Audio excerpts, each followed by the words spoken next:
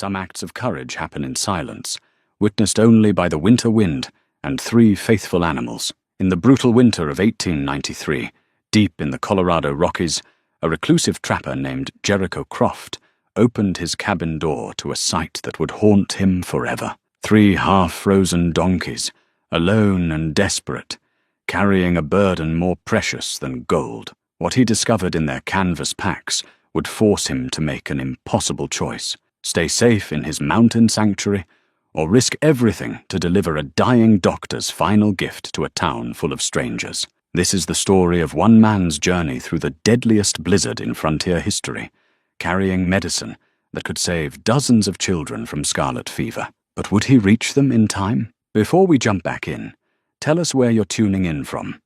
And if this story touches you, make sure you're subscribed, because tomorrow I've saved something extra special for you. The high country of Colorado held secrets that most men would never know. At 10,000 feet above sea level, where the air grew thin and the winters stretched 6 months long, the world operated by different rules. Only the hardiest souls made their homes in these mountains, and fewer still chose to live there, alone. Jericho Croft was one of those rare few, a man who had turned his back on civilization and found something close to peace in the silent company of pine trees and granite peaks. His cabin sat on a shoulder of land where Copper Ridge met the eastern face of Mount Wilson, positioned to catch the morning sun, and sheltered from the worst of the prevailing winds by a thick stand of lodgepole pine. He had built it with his own hands 7 winters ago, selecting each log with care, notching them tight so the walls would hold against the storms that rolled through with biblical fury. The structure measured 16 feet by 20, modest by any standard, but it was tight and warm and entirely his own. Jericho was 58 years old that winter, though the mountain had carved lines into his face that made him appear a decade older. His beard hung thick and grey to the middle of his chest, never trimmed except when it grew long enough to catch sparks from the fire. His hands were broad and scarred, the fingers thick as axe handles, capable of setting a trap in frozen water or skinning a beaver pelt without tearing the valuable hide. Those hands had built his cabin, fed him through 7 winters, and kept him alive when weaker men would have perished. The cabin's interior reflected the practical minimalism of a man who lived alone and liked it that way. A bed occupied the southeast corner, built from pine logs and filled with fresh boughs he replaced every few weeks to keep them springy and sweet-smelling. His workbench stood opposite, cluttered with the tools of his trade: steel traps in various sizes, coils of snare wire, skinning knives kept sharp enough to shave with, jars of rendered fat for waterproofing leather, and the worn whetstone he used every evening to maintain his blades. The stone fireplace dominated the north wall, its chimney rising through the center of the roof to draw the smoke up and away. Cast-iron hooks held his cookpot over the flames, and a Dutch oven sat on the hearth, ready for baking the occasional pan of cornbread. The fire burned constantly from October through April, fed with split pine and juniper that filled the cabin with their clean, resinous scent. Shelves lined the west wall, holding his provisions: sacks of cornmeal and flour, bought in Silverton the previous fall, dried beans in canvas bags, salt pork wrapped in cloth, strips of elk jerky hanging from pegs, jars of wild honey he had traded for with a Ute family who knew the location of every bee tree within 50 miles. A man who lived this high, and this alone, needed to think 3 months ahead at all times, needed to stock his shelves like a squirrel storing nuts before winter. He owned 6 books, and they sat on a shelf above his bed, where he could reach them easily in the evening. A leather-bound Bible his mother had pressed into his hands 40 years ago when he left home. Robinson Crusoe, with a cracked spine and foxed pages. A volume of Walt Whitman's poetry that he understood only partially, but found strangely moving. A farmer's almanac from 1889, outdated but still useful for its moon tables and weather predictions. The complete tragedies of William Shakespeare, which he read aloud sometimes just to hear the sound of formal language in the wilderness. Silence, and a thick medical text he had found, abandoned in a played-out mining camp, its pages filled with anatomical drawings and descriptions of diseases and their treatments. The books were his companions during the long winter evenings, when darkness came early and the wind howled around the cabin eaves. He would sit close to the fire with a book open on his lap, reading by the flickering light until his eyes grew too tired to continue. Then he would stare into the flames and let his thoughts drift where they would, often back to the life he had left behind in the flatlands. That life felt like it belonged to someone else now. The young man who had worked cattle ranches in New Mexico, who had married a woman named Sarah with yellow hair and a laugh that could light up a room, who had held his newborn son and thought his heart might burst from happiness. That man had died when fever took his wife and child in the same terrible week. The man who remained, the one who had drifted from town to town for a decade, doing whatever work he could find, never staying long enough to form attachments, that man had been hollow and angry and looking for a way to disappear. The mountain had given him that gift. Up here, he could go weeks without seeing another human being. The silence was profound, broken only by natural sounds, wind in the pines, the call of ravens, the distant crack of ice on the high peaks. He had learned to read this landscape like other men read newspapers, understanding the story told by animal tracks in snow, the meaning of a sudden stillness in the forest, the threat carried by certain cloud formations on the northern horizon. His daily routine held the comfort of ritual. He woke before dawn, built up the fire, and put coffee on to boil. Real coffee beans that he ground himself, not the chicory substitute some trappers made do with. While the coffee heated, he would step outside in his long underwear and boots to check the weather and scan the tree line. The cold morning air never failed to clear his head and sharpen his senses. Breakfast was simple but sustaining. Cornmeal mush with honey and a piece of jerky. Sometimes a fried egg if the chickens he kept in a small coop beside the cabin were laying. After eating, he would dress in layers, wool shirt, buckskin tunic, canvas coat, and strap on his snowshoes for the daily circuit of his trapline. He maintained 40 traps set in a wide loop that took most of the day to walk. Each trap was positioned with care near a game trail or water source where marten, beaver, and occasional fox were likely to pass. Checking the traps was cold, monotonous work, but it gave structure to his days and brought in the money he needed to buy supplies. Good pelts fetched solid prices in Silverton, enough to keep him in flour and coffee and the other small necessities he could not produce himself. Evenings were for the work that could be done indoors by firelight, skinning whatever animals he had caught, stretching the pelts on wooden frames to dry, repairing traps damaged by struggling animals or harsh weather, mending his clothing, sharpening his tools, cooking his supper, and then, when the practical work was done, reading until his eyes grew heavy and sleep came to claim him. It was a hard life, but an honest one, and for 7 years it had been enough. The loneliness that had driven him to the mountain in the first place had gradually transformed into something else. Not happiness exactly, but a kind of acceptance. He had learned to carry his grief without letting it crush him, had found a way to keep living, even though the people he had loved most were gone. He had one regular visitor who appeared every few weeks like a ghost, materializing from the forest. Nashota was a Ute elder who maintained a winter camp 2 valleys over, a man of perhaps 70 winters, who moved through the mountains with a silence that seemed impossible for someone his age. They would share a meal and exchange information, weather patterns, animal movements, news from the occasional travelers Nashota encountered. They spoke little, their communication consisting mostly of gestures and comfortable silence. 2 men who understood what it meant to choose solitude without being lonely. The winter of 1893 arrived early, and with unusual ferocity. By mid-November, snow already lay 3 feet deep around the cabin, and the temperature at night dropped low enough to freeze water in a bucket by the fire. The old-timers in Silverton had predicted a hard winter, reading signs in the thickness of animal coats and the early migration of birds. Jericho had prepared accordingly, laying in extra firewood and provisions, making sure every crack in the cabin walls was properly chinked against the cold. When Nashota made his last visit in early December, he brought a warning. A great storm was building far to the north, he said.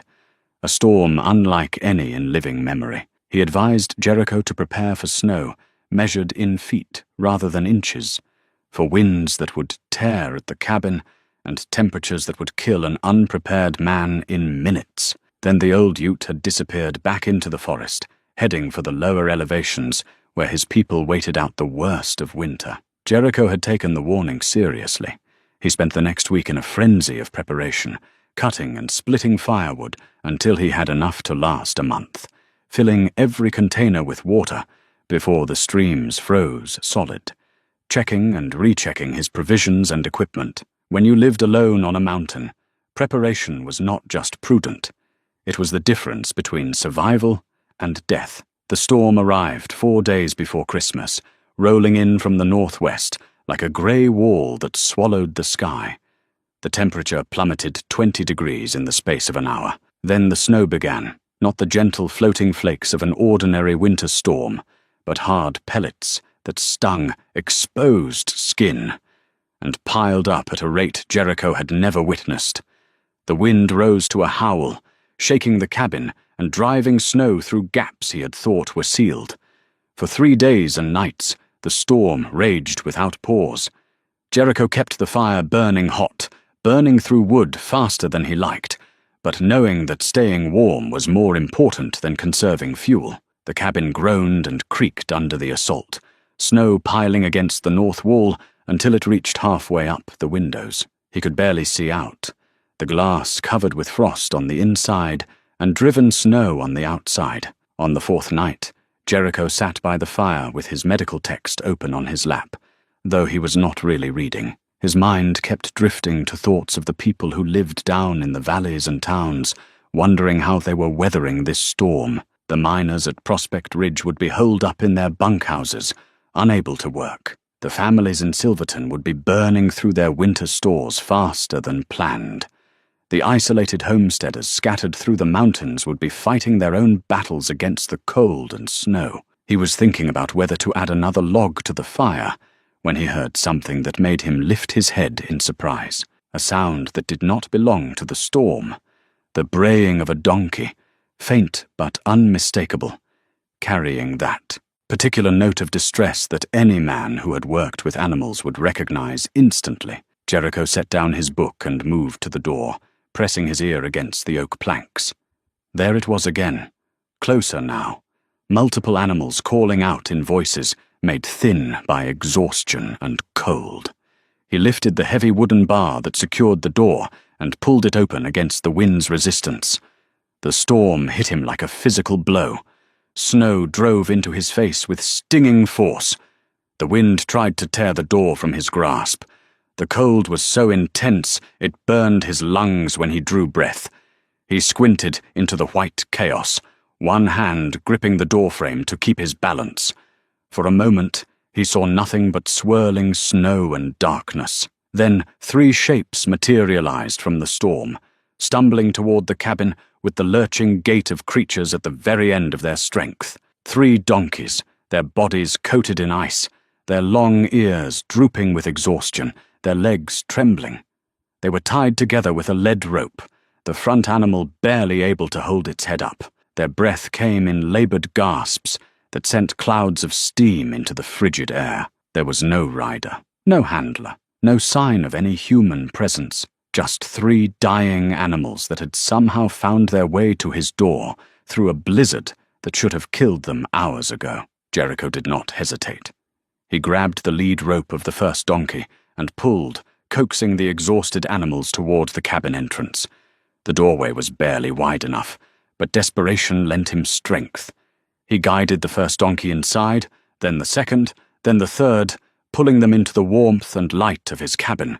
Snow cascaded from their bodies, melting immediately on the warm floor. He slammed the door shut behind them and barred it against the storm. Then he turned to face his unexpected guests, 3 half-frozen donkeys standing in the center of his cabin, shivering violently, their coats matted with ice and snow. They were in terrible condition. Without immediate help, they would not survive the night. But as Jericho looked at them more closely, he noticed something that made his breath catch. The animals were loaded with canvas packs, carefully secured and wrapped in oilcloth. Someone had taken great care to protect whatever cargo they carried, and burned into the lead donkey's halter, he could just make out a familiar symbol, the staff and serpent of medicine, along with the initials A.T. Dr. Aris Thorne's mark.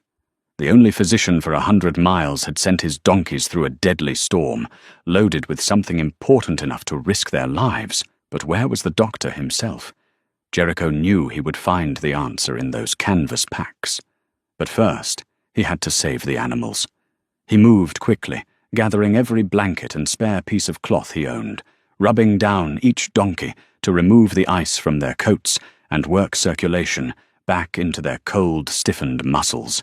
The storm continued to howl outside, but inside his crowded cabin, Jericho Croft worked to save 3 lives, not knowing that by doing so, he was about to change his own life in ways he could never have imagined. The mountain had sent him a choice, delivered to his door by 3 dying animals. He had pulled them inside, and in doing so, had opened himself to something he had been avoiding for 7 years, a connection to the world beyond his cabin, a responsibility to people he had never met, and a chance at redemption he did not know he was seeking. By midnight, Jericho had managed to stabilize the 3 donkeys. He had worked methodically, drawing on years of experience with livestock, doing everything he could to warm them and restore their strength. The lead donkey, a sturdy grey with a distinctive white blaze running down its face, had recovered enough to nuzzle his shoulder as he worked, a gesture he chose to interpret as gratitude. The other 2, both browns with darker points on their legs and muzzles, stood with their heads low, but their breathing steady. They were no longer in immediate danger of dying from exposure. The cabin had transformed from a solitary refuge into something resembling a barn. Water puddled across the floor where snow had melted from the donkeys' coats.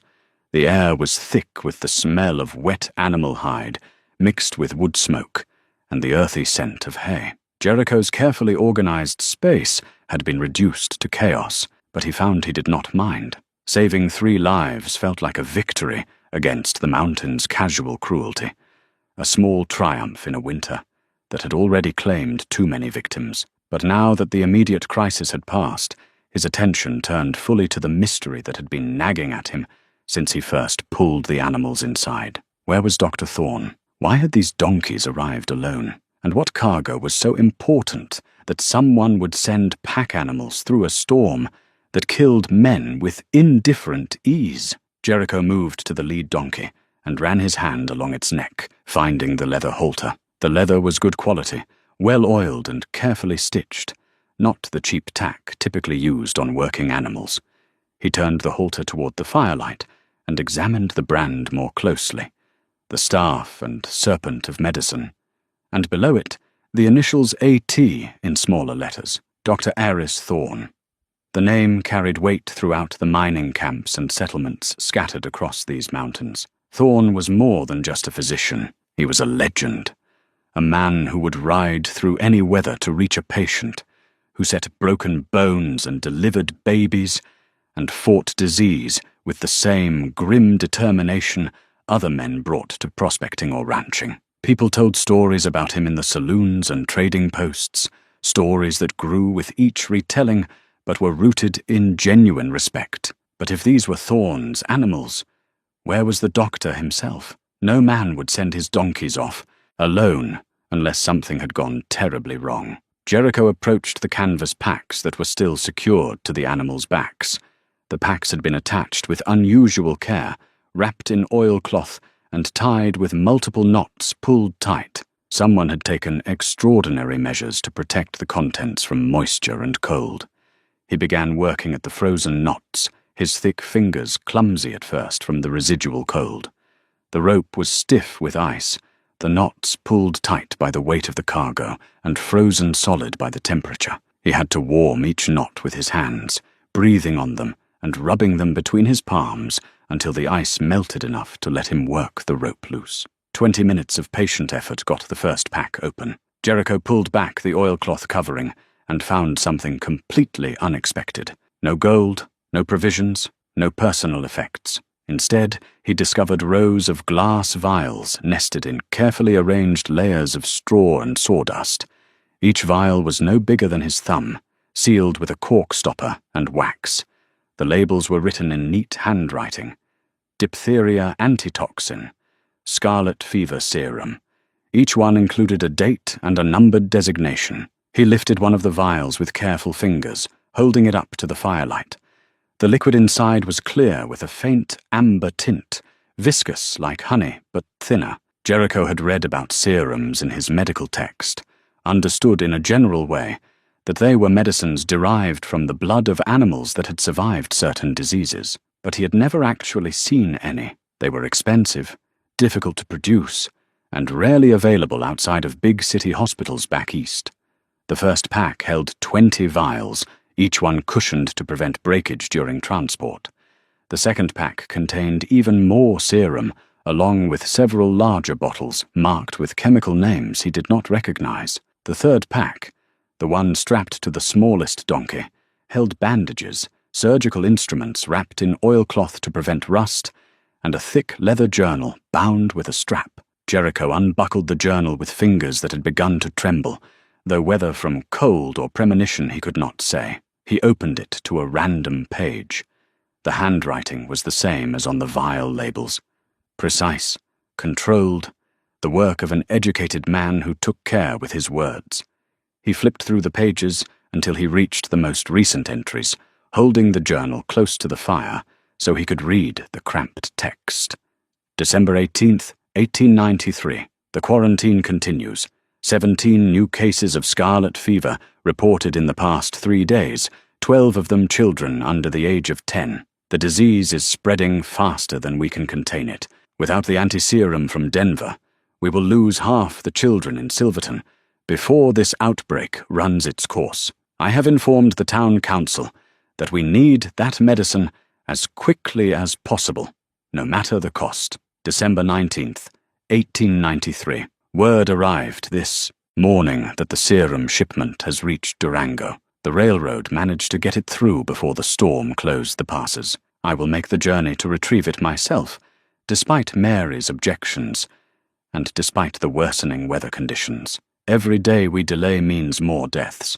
I have left instructions with Mary Henderson to continue the isolation protocols and maintain the fever ward in my absence. God willing, I will return within a week with the medicine these children need. December 20th, 1893. Departed Silverton at first light with my 3 donkeys and supplies for a week-long journey. The sky looks threatening, but I cannot afford to wait for better weather. Already this morning I received word that 2 more children have fallen ill. Time is running out. The entries continued for several more pages, documenting Dr. Thorne's journey south to Durango, his successful retrieval of the serum from the railroad depot, and the beginning of his return journey north toward Silverton. The handwriting remained steady and controlled, the observations precise and methodical. Then Jericho reached the final entry, dated December 23rd, just yesterday. The writing here was different, shaky and irregular, the letters cramped and increasingly difficult to decipher. Cannot feel my hands anymore. The storm came on faster than I anticipated, temperature dropping rapidly. Snow so thick I can barely see the donkeys in front of me. We are somewhere north of the Prospect Ridge Trail, I think, but I cannot be certain. The cold is getting worse. My fingers are going numb, despite the gloves. There was a gap in the writing, a blank space where minutes or perhaps an hour had passed. Then the writing resumed, even shakier than before, the words running together in places. The donkeys are struggling, but still moving. I can see a light ahead on the mountain. A cabin, perhaps, or a mine entrance. Must reach shelter. So cold. Cannot feel my feet anymore. Hands freezing. The donkeys are slowing down. I am slowing down. Not sure how much longer I can continue. Another gap. Longer, this time. When the writing resumed, it was barely legible. The letters shaky and poorly formed. Obviously written by someone whose hands were no longer functioning properly. I will not make it. Too cold. Hands frozen. Cannot hold the reins anymore. Cannot feel anything below my wrists. The light on the mountain is still ahead, but I am too weak to reach it. The donkeys might make it, if I send them forward without me. Tying the animals together now, pointing them toward that light on the mountain, going to whip them forward, make them run. Someone must deliver this medicine to Silverton. Children are dying. Someone must save them. Tell Mary I tried. Tell her I love her. Tell her I am sorry I couldn't. The entry ended there. The final sentence left unfinished, trailing off into nothing. The last few letters were barely recognizable as writing, just shaky marks made by a hand that could no longer properly grip the pen. Jericho stood in the center of his crowded cabin, holding a dead man's journal, and felt the full weight of what had happened settle onto his shoulders like a physical burden. Dr. Aris Thorne had frozen to death somewhere on the mountain. Probably within hours of writing that final entry, he had used his last moments of consciousness to tie his donkeys together and send them toward the only light visible through the storm, Jericho's cabin, knowing he would not survive, but hoping the animals would, hoping that whoever found them would understand what they carried, and would finish the journey he could not complete. The doctor had sacrificed his own life to give the medicine a chance of reaching its destination. He had driven his animals forward even as death closed in, had chosen to spend his final moments ensuring that the serum might still save the children he served. And now that burden, that responsibility, that choice had fallen to Jericho Croft. He closed the journal carefully and set it aside, his mind racing. The medicine was here, safe in his cabin. Down in Silverton, perhaps 40 or 50 miles distant, children were dying of scarlet fever. They were waiting for medicine their doctor had given his life trying to deliver. The serum represented the difference between life and death. For how many children? A dozen? 2 dozen? The journal had mentioned 12 new cases in just 3 days, but there would be others, and more would fall sick every day the outbreak continued unchecked. Jericho moved to the door and opened it a crack, peering out into the storm. The wind had not diminished. If anything, it seemed to have grown stronger, the snow falling so thick he could not see more than a few feet beyond his threshold. The temperature had dropped even further, cold enough to freeze exposed skin in minutes, cold enough to kill an unprepared traveler before he made it a mile down the mountain. Somewhere in Silverton, children were dying. Somewhere down in that valley, families were watching their sons and daughters burn with fever, helpless to do anything but wait and hope. The medicine that could save them sat in canvas packs in his cabin, brought here by 3 faithful animals and a doctor's dying act of courage. Jericho could stay here. He could wait out the storm in safety and warmth. No one would blame him. No one would even know he had the medicine. When the weather finally cleared, in a week or perhaps 2 weeks, he could load the packs onto the donkeys and make his way down to Silverton. He could explain what had happened and deliver the serum then. But how many children would die in those 2 weeks? How many families would lose their sons and daughters because he had chosen safety over urgency, because he had decided his own comfort was more important than their desperate need? He thought of Dr. Thorne, stumbling through the blizzard, knowing he was dying but pushing forward anyway, using the last of his strength to send the donkeys ahead. The doctor had made his choice. He had weighed his own life against the lives of the children he served, and he had chosen the children without hesitation. Could Jericho do any less? Could he live with himself if he stayed safe while children died from a disease that could be prevented? The answer, he realized, was no. He could not stay. He could not wait. Despite the storm, despite the danger, despite every rational argument for remaining in his cabin, he could not sit idle while children perished for want of medicine he could deliver. Dr. Thorne's sacrifice demanded that someone finish what he had started. Those 3 donkeys had not stumbled through a deadly storm to die in Jericho's cabin. They had come to find help, to find someone willing to complete the mission their master had died attempting. Jericho Croft closed the door and turned back to face his cabin. He looked at the 3 exhausted donkeys, at the precious vials of serum packed carefully in straw, at the journal with its unfinished final entry. Then he began to prepare for a journey that might very well kill him. He would attempt what no sane man would consider. He would take the medicine down the mountain through the worst storm anyone could remember. He would risk his life to save children he had never met, children whose names he did not know, children who would never learn who had delivered the medicine that saved them. He would do it because Dr. Thorne had shown him what courage looked like. He would do it because somewhere in his cabin, buried under 7 years of isolation and grief, there was still a man who understood that some things were worth dying for. The winter of the White Death had claimed Dr. Aris Thorne. Now it would test Jericho Croft, and he would either deliver the medicine or die in the attempt. There was no middle ground, no safe option, no way to hedge his bets. He had been given a choice, delivered to his door by 3 freezing donkeys, carrying medicine and a dead man's final words. Now he had to find the courage to see that choice through to whatever end awaited him on the mountain. Preparation was everything. Jericho had learned that lesson through 7 winters on the mountain, watching men die because they had underestimated the cold or overestimated their own abilities. If he was going to attempt this journey, and he had already decided he was, then he needed to do it right. Half measures would only get him killed without accomplishing anything. He started with clothing, building layers the way a mason builds a wall, each one adding strength to the whole. First his heavy wool pants, then a second pair over the first. The extra layer would restrict his movement somewhat, but the added warmth was worth the trade.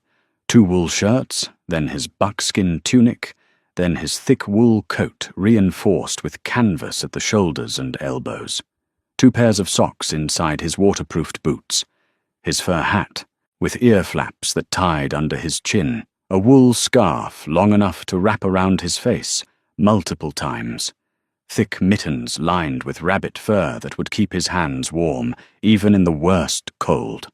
When he finished dressing, he could barely bend his arms, but every exposed inch of skin was covered. In weather like this, exposed skin meant frostbite, and frostbite could cost him fingers, toes, or his life. Next, he had to decide which donkey to take. The 3 animals were exhausted from their ordeal, and taking all of them would be impossible in this storm. He chose the grey with the white blaze, the lead animal that had recovered the most quickly. It was the strongest of the 3, and the most sure-footed, qualities that might mean the difference between success and failure. He repacked the medicine with meticulous care, selecting only the most critical vials and leaving the rest behind. If he did not survive the journey, perhaps someone else would find his cabin and the remaining medicine. He cushioned each vial in fresh straw, wrapped the whole collection in oilcloth, and packed everything into 2 canvas bags that he could balance on the donkey's pack frame. The total weight came to perhaps 60 pounds, a reasonable load for a healthy animal. He added Dr. Thorne's journal, wrapped in additional oilcloth to protect it from moisture. The doctor's fiancée would want it, would want to know his final thoughts, and if Jericho did not survive, whoever found his frozen body would at least understand what he had been trying to accomplish. Food for himself, strips of jerky, pieces of hardtack that would not freeze solid, a small bag of cornmeal. He could not carry much without adding too much weight, but he needed something to keep his strength up. He filled 2 canteens with water, knowing he could melt snow if necessary, but preferring to have clean water readily available. His rifle. He pulled it from its pegs on the wall, checked that it was loaded, and added a box of extra cartridges to his pack. The storm was the main danger, but bears sometimes came down from the high country during harsh weather, and a desperate bear was nearly as dangerous as the cold itself. He added his hunting knife in its sheath, a hatchet for cutting firewood, and a coil of rope. Matches in a waterproof tin, perhaps his most precious resource. A small pot for melting snow. A wool blanket rolled tight and strapped to his back. Flint and steel as backup for the matches. His compass, though he suspected it would be nearly useless in a storm this severe. When he finished, the grey donkey was loaded with supplies, carefully balanced to prevent shifting. It was not an unreasonable burden for a healthy animal, and the donkey accepted the weight without protest, as if it understood the importance of what they were attempting. Jericho looked around his cabin one final time. The fire burned low in the hearth. The two remaining donkeys stood near the warmth, their heads drooping in exhaustion, but their bodies stable. His books sat on their shelf. His traps hung on their pegs. His bed waited in the corner. This place had been his refuge, his sanctuary, his entire world for 7 years. He could stay. Every instinct for self-preservation screamed at him to bar the door and wait for better weather. But he thought of children burning with fever, their small bodies fighting a disease that the medicine in those packs could cure. He thought of Dr. Thorne's shaky handwriting, the unfinished sentence about Mary. He thought of his own son, dead at 3 months old, and how he would have given anything for medicine that might have saved him. The choice was not really a choice at all. Jericho opened the door, and the storm hit him like a fist. The wind tried to tear the door from his grasp, drove snow into his face, despite the layers of wool wrapped around his head. The cold was stunning in its intensity, stealing his breath, making his eyes water instantly. He pulled the grey donkey out into the maelstrom, then turned back to close and bar the door behind him. For just a moment, he looked at the warm glow of his cabin through the driving snow. Then he turned his face south and started walking, leading the donkey into the white chaos. The world disappeared within seconds. He could not see the cabin behind him, could not see more than a few feet ahead. Snow filled the air so thickly it was like walking through a curtain, each step taking him deeper into blindness. The wind howled and shrieked, grabbing at his coat, pushing him sideways, trying to knock him off his feet. He kept his head down and concentrated on putting one snowshoe in front of the other. The snowshoes were essential. Without them, he would sink to his waist in the deep powder. With them, he could walk on top of the snow, though each step still required effort, lifting his feet high and setting them down carefully.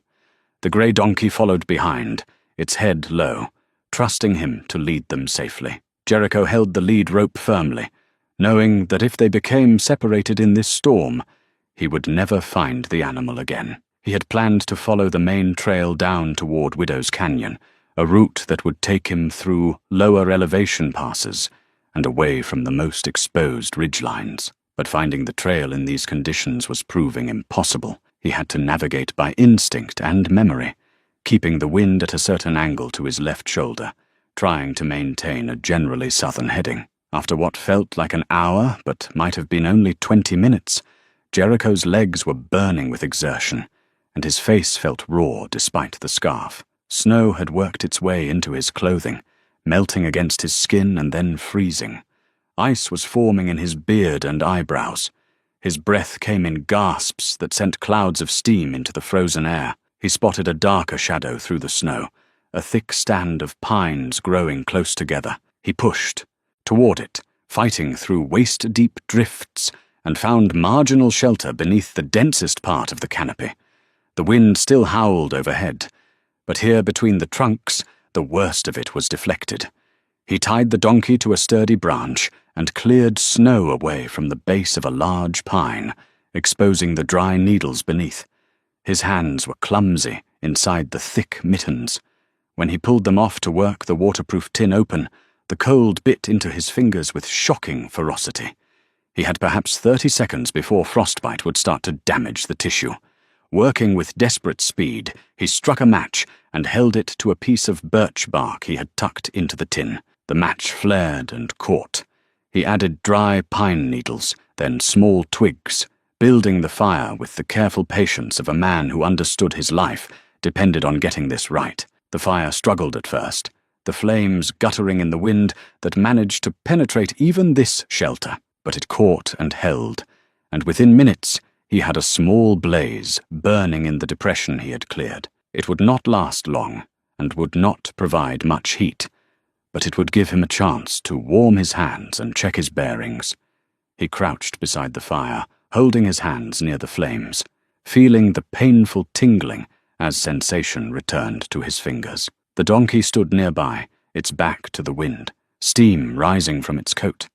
The animal was holding up well, but this journey was going to test both of them to their limits. Jericho consulted his mental map of the terrain. If he was where he thought he was, Widow's Canyon lay another 2 or 3 miles southeast. At the rate they were moving, it would take hours to reach it, and once they descended into the canyon, they would face new challenges.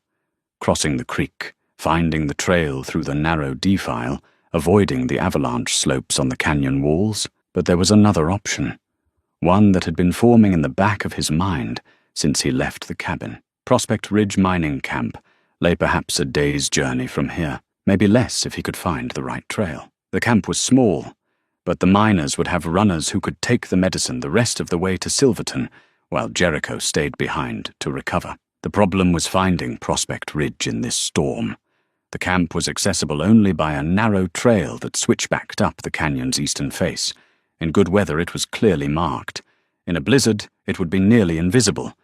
But if he could find it, he might cut 2 days off the delivery time. 2 days that could mean the difference between life and death for the children waiting in Silverton. Jericho made his decision. He would try for Prospect Ridge. If he could not find the trail by tomorrow, he would abandon the attempt and continue to Silverton by the longer route. He gave himself 10 minutes by the fire, no more, long enough to warm his hands and let the donkey rest briefly. Then he kicked snow over the flames, shouldered his rifle, and stepped back out into the storm. The grey donkey followed without hesitation, as if it understood that survival meant keeping moving. The wind seemed to have grown even stronger.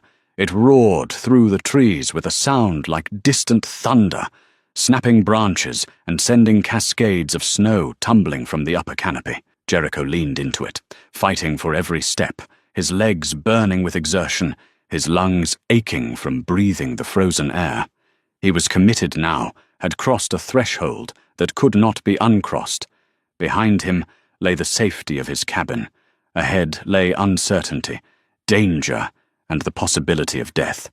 But also ahead, somewhere beyond the storm, lay children who needed the medicine he carried. That thought kept him moving when his body screamed for rest, kept him putting one foot in front of the other, through the endless white chaos. Dr. Thorne had died for those children. The least Jericho could do was risk his life, trying to complete what the doctor had started. The storm swallowed him, and he disappeared into the white, a lone figure leading a burdened donkey through the deadliest blizzard in living memory, carrying hope in canvas packs and determination in his heart. The descent toward Widow's Canyon tested Jericho in ways he hadn't anticipated. The terrain sloped downward at a deceptive angle, steep enough to make each step treacherous, but gradual enough that he could not see the danger until he was already committed. Snow covered everything, hiding rocks and fallen logs, concealing holes and crevices that could snap a man's leg or send a donkey tumbling down the mountainside. He moved with painful slowness, probing ahead with his rifle butt before committing his weight to each step. Behind him, the grey donkey picked its way with the sure instincts of a mountain-bred animal, finding solid footing where his larger boots sometimes slipped. The donkey's ability to navigate this treacherous terrain filled him with respect and gratitude. Without the animal's steady presence, he would have lost his way hours ago. As they descended, Jericho became aware of a new sound beneath the wind's howl, the rush and gurgle of moving water. Widow's Canyon took its name from the creek that ran through it, a fast-flowing stream that rarely froze completely, even in the coldest weather. He was approaching the water, which meant both progress and new danger. The sound grew louder as he continued downward. He stopped, trying to gauge the creek's location through the white chaos. The rushing water seemed to come from directly ahead, perhaps 30 yards distant. He moved forward carefully, testing each step. The ground beneath his snowshoes grew softer, the snow wetter. He was approaching the creek bank. He stopped at what he judged to be a safe distance and tried to assess the situation through the driving snow. The creek was perhaps 12 to 15 feet across, running black and more swift through a channel cut deep into the snow. Ice formed along the edges where the water slowed, but the center ran clear and fast, the current too strong to freeze. Crossing it would mean wading through knee-deep water that would soak through his boots and pants despite their waterproofing. In this temperature, wet clothes could kill him within hours. Jericho moved along the bank, searching for a better crossing point. The storm made visibility nearly impossible, but after several minutes of careful searching, he found what he was looking for. A large pine that had fallen across the creek, its trunk forming a natural bridge about 3 feet above the rushing water. The trunk was covered in snow and ice, slippery as glass, but it was wide enough to walk across if he was careful. The problem was the donkey. The animal could not cross on the log, which meant wading through the icy water was unavoidable for it. Jericho tied the donkey's lead rope to a nearby tree and tested the log bridge himself first. He stepped onto the trunk carefully, his arms out for balance, his snowshoes removed and strapped to his pack. The bark was treacherous beneath his boots, and the log shifted slightly under his weight. But it held. He moved across slowly, one cautious step at a time, trying not to think about the ice-cold water rushing below. He made it across and jumped down on the far bank, his knees protesting the impact. Now for the harder part. He returned across the log and untied the donkey. The animal's ears were flat against its head when it saw the water, and it pulled back on the lead rope, clearly not wanting to enter that rushing current. Jericho could not blame it. The water looked deadly, and the donkey had already been half frozen once in the past 24 hours. "I know, friend," Jericho said, his voice barely audible over the wind and water. "But we have to get across. Those children need us." He applied steady pressure to the lead rope, coaxing rather than forcing. The donkey resisted for a long moment, its hooves planted, its whole body tense with reluctance.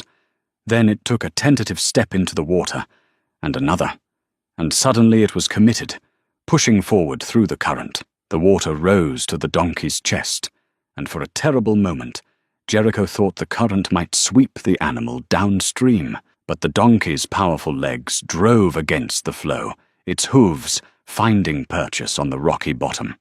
It pushed forward with determination, water streaming from its coat, its breath coming in harsh gasps. Then it was across, scrambling up the far bank with water cascading from its body. Jericho grabbed his blanket and immediately began rubbing the animal down, working to remove the worst of the water before it could freeze in the donkey's coat. Steam rose from the animal's body in thick clouds, and its sides heaved with exertion, but it had made the crossing. They needed shelter quickly. The donkey was soaking wet, and the temperature was still well below zero. Without a chance to dry off and warm up, hypothermia would set in fast. Jericho scanned the canyon walls through the snow, looking for any kind of shelter. About 50 yards upstream, he spotted a dark opening in the rock face, a shallow cave or overhang where they might escape the wind. He led the donkey toward it, his own body aching with cold and exhaustion. Every step felt like it required twice the effort it should. His legs were heavy, his movements sluggish. The cold was starting to affect his thinking, making everything seem slower and harder than it should be. The opening turned out to be deeper than it had appeared from a distance, extending back about 10 feet into the rock face. The floor was dry, covered with old pine needles and the charred remains of a fire. Someone had used this shelter before, probably trappers or hunters caught out in bad weather. Jericho led the donkey inside and felt immediate relief from the wind's assault. He could not risk a fire in here. The smoke would fill the shallow space and choke them both.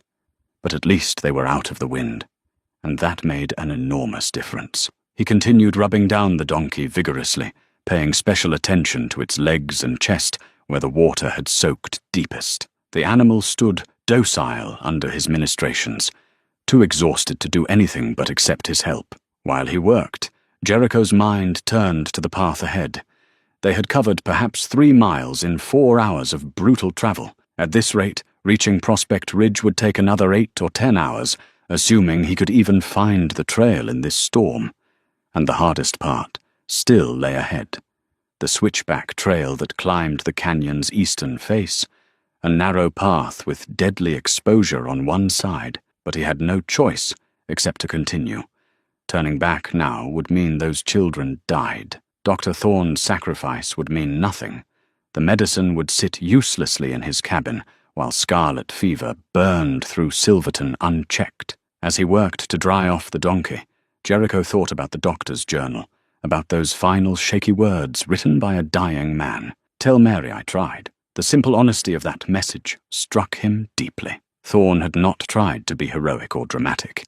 He had simply done his best, and hoped it would be enough. That was all any man could do, try his best and accept the outcome. Jericho finished drying the donkey and settled down beside the animal, pulling his wool blanket over both of them. The cave was not warm, but it was out of the wind, and the combined body heat made it bearable. He pulled out a piece of jerky and forced himself to eat it, despite having no appetite. The body needed fuel, especially in this cold. He offered water to the donkey from his canteen, and the animal drank eagerly. Then Jericho allowed himself a few swallows, conserving what remained. They would need to melt snow soon, but that would require a fire, and he wanted to save his matches for true emergencies. Outside, the storm continued its assault on the mountains.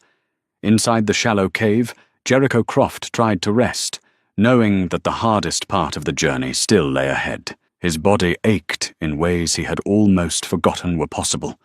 His face was raw from the wind, his hands throbbed from repeated exposure to extreme cold, and his legs felt like they were made of lead. But he was alive. The donkey was alive, and the medicine was still safe in its canvas packs. Tomorrow he would attempt to find the trail to Prospect Ridge. If he succeeded, he would cut significant time off the journey.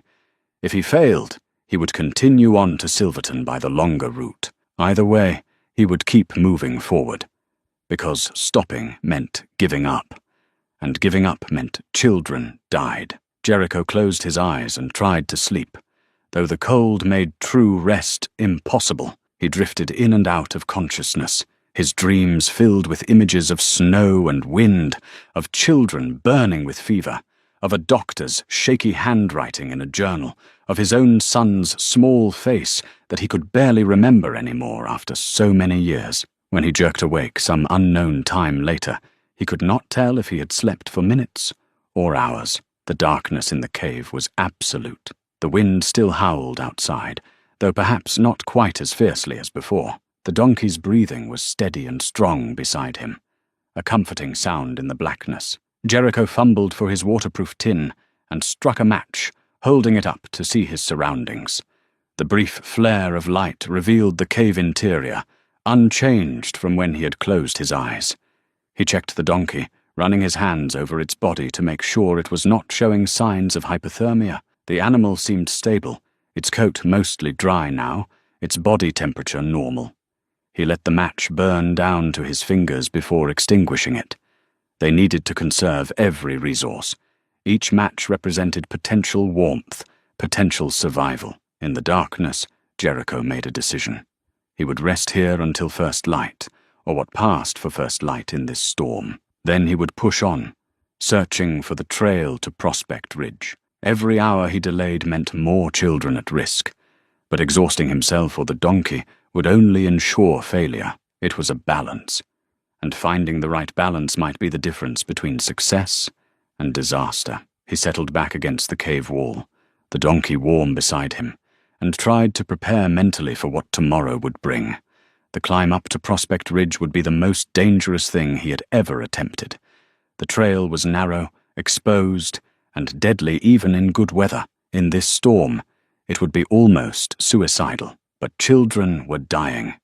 That fact outweighed every other consideration, every fear, every rational argument for choosing a safer path. Jericho Croft had spent 7 years hiding from the world, avoiding risk, protecting himself from any possibility of loss. But hiding had not brought him peace. It had only brought numbness, a slow erosion of everything that made life worth living. Dr. Thorne had shown him another way, a way that involved sacrifice and risk and the possibility of failure, but also the possibility of meaning. The doctor had died trying to save children he had dedicated his life to serving. That death had meaning in a way that a safe, comfortable life never could. Tomorrow, Jericho would climb that trail. He would risk everything to deliver the medicine, and whether he succeeded or failed, he would know that he had tried, that he had chosen courage over safety, action over paralysis. It was enough.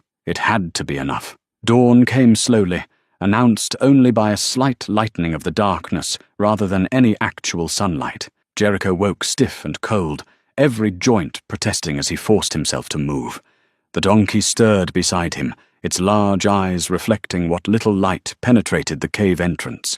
He checked the animal carefully, running his hands over its legs and body, looking for any signs of injury or illness. The donkey seemed stable, its breathing steady, its temperature normal. The night in the cave had allowed it to recover some strength, though it was far from fully rested. Jericho himself felt terrible. His muscles ached from yesterday's exertion.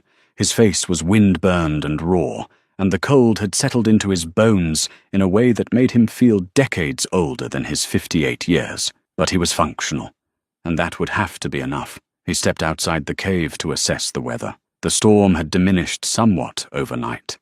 The wind still blew hard, but no longer with that apocalyptic fury of the previous day. The snow fell steadily, but not as thickly, and he could see perhaps 20 or 30 yards through the white curtain. It was an improvement, marginal but real. He pulled out his compass and tried to get his bearings. The needle swung wildly at first, then settled on what he hoped was a true reading. According to the compass, Prospect Ridge lay to the southeast, and the trail should be somewhere along the canyon's eastern wall. Jericho gathered his minimal gear, loaded the donkey, and set out along the creek, heading downstream and watching the eastern canyon wall for any sign of the trail markers. The walking was easier today, with the slightly improved visibility, though still brutally hard. The snow lay deep, and each step required lifting his snowshoes high and setting them down carefully. After perhaps an hour of steady travel, he spotted something that made his heart lift. A line of cairns, small stacks of stones, barely visible under their covering of snow. These marked the beginning of a trail, and unless he was badly mistaken, this was the trail to Prospect Ridge. He stopped at the base of the slope and looked up, trying to trace the path through the snow. The trail switchbacked, up the steep canyon wall, gaining elevation rapidly through a series of tight turns.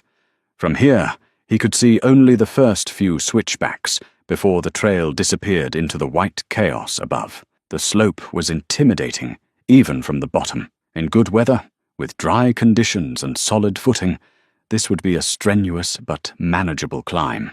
In these conditions, with deep snow hiding the trail's edge and ice making every step treacherous, it would be one of the most dangerous things he had ever attempted. But it was also the fastest way to get the medicine to people who could deliver it to Silverton. If he succeeded in making this climb, he would save at least 2 days, probably more. 2 days that might mean the difference between life and death for several children. Jericho started up the trail, testing each step carefully before committing his full weight. The donkey followed, its small hooves finding purchase where his larger boots sometimes slipped.